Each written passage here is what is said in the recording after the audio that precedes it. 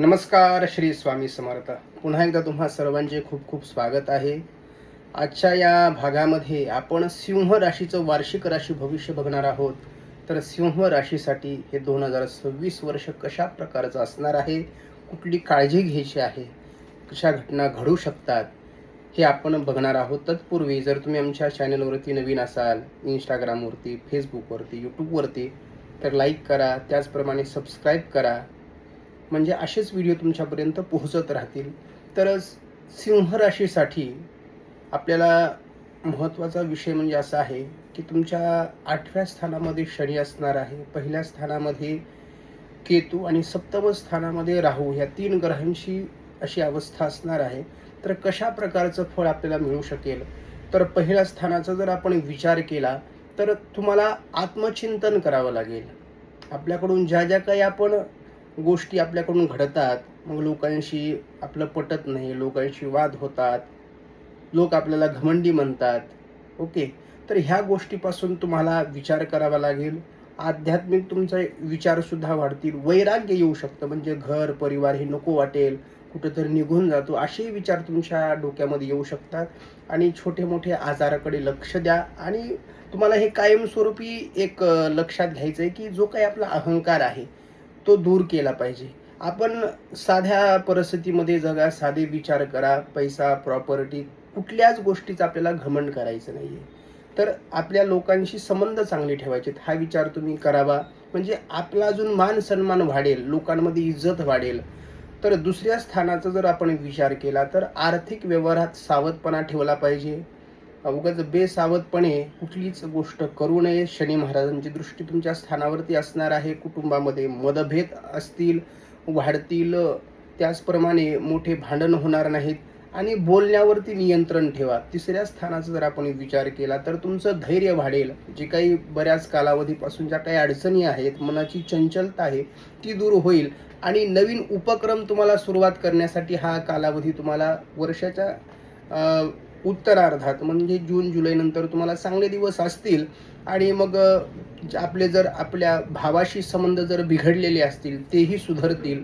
चौथ्या स्थानाचा जर आपण विचार केला तर घर वाहन विषयक खर्च वाढणार आहे. आईच्या आरोग्याची तुम्ही काळजी घ्यावी.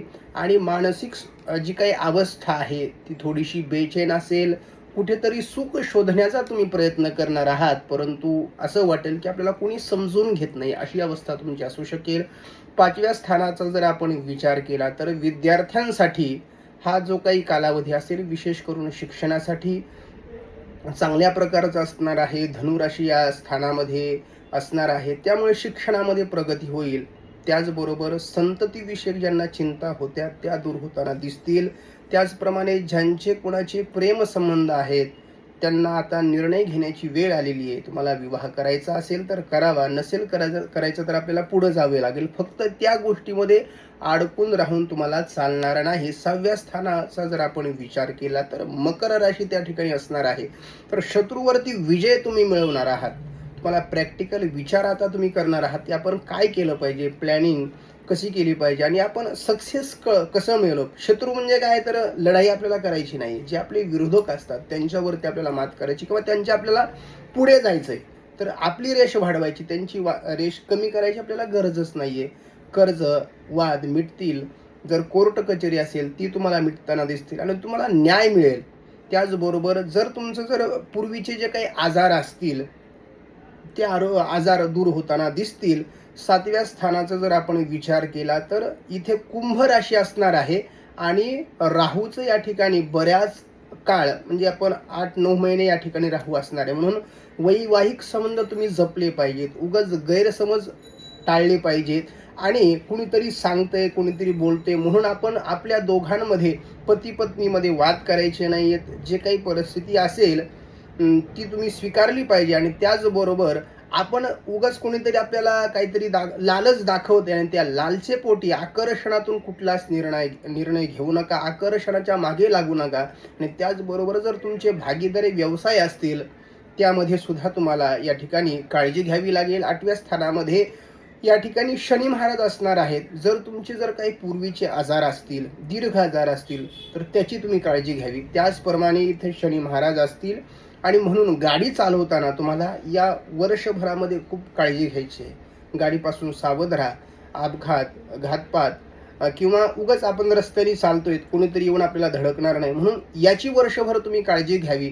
आणि ज्यांची कुंडली स्ट्रॉंग आहे त्यांना काही, परंतु काळजी घेतलेली चांगलं आहे. त्याचबरोबर अचानक खर्च, मानसिक दबाव वाढू शकतो. त्याचप्रमाणे जर भाग्यस्थानाचा जर विचार केला तर मेष राशी या ठिकाणी असणार आहे. भाग्याची साथ तुम्हाला मिळणार आहे. धार्मिक यात्रांचे या ठिकाणी नियोजन होऊ शकेल. गुरुजनांचा, मोठ्यांचा आशीर्वाद तुम्हाला मिळणार आहे. 10व्या स्थानाचा जर विचार केला तर गुरु महाराज या ठिकाणी जूनपर्यंत असणार आहेत, म्हणून करिअरमध्ये प्रगती.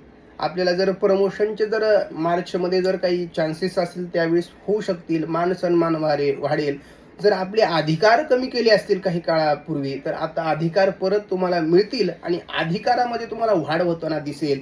फक्त नोकरीमध्ये आपले फक्त लोकांशी संबंध चांगले ठेवण्याचा प्रयत्न करा. व्यवसायामध्ये सुद्धा ही स्थिती राहील. चांगली तुम्हाला बातमी असणार आहे. त्याचबरोबर जर 11व्या स्थानाचा, लाभस्थानाचा जर आपण विचार केला, जर पूर्वी जर तुम्ही गुंतवणूक केली असेल, जून नंतर गुरु महाराज इथे असणार आहेत तुमच्या 11व्या स्थानामध्ये. म्हणून जर आपण जर पूर्वी जर गुंतवणूक केली असेल त्याच्यामध्ये तुम्हाला लाभ होताना दिसतील. नवीन ओळखी वाढतील आणि इच्छा पूर्ती होतील. तुमच्या इच्छा पूर्ण होताना, तुमच्या मनोकामना पूर्ण होताना दिसतील. त्याचबरोबर जर 12व्या स्थानाचा जर आपण विचार केला तर खर्च वाढणार नाही, याची काळजी घ्या. विनाकारण आपला पैसा व्यर्थ जाणार नाही. परदेशामध्ये जर जायचं असेल तर परदेशामध्येही तुम्हाला जाण्याची योग आहे. ध्यान साधनेसाठी उत्तम हा काळ आहे.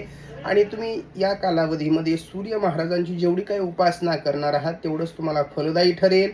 त्याचबरोबर तुम्ही योग, प्राणायाम, जिम ह्या गोष्टीकडे लक्ष द्या. म्हणजे जो काही आपल्या 8व्या स्थानामध्ये शनी महाराज आहेत त्यापासून आपल्याला या ठिकाणी सुटका होईल किंवा आपलं सुरक्षित आपण राहू. धन्यवाद. श्री स्वामी समर्थ.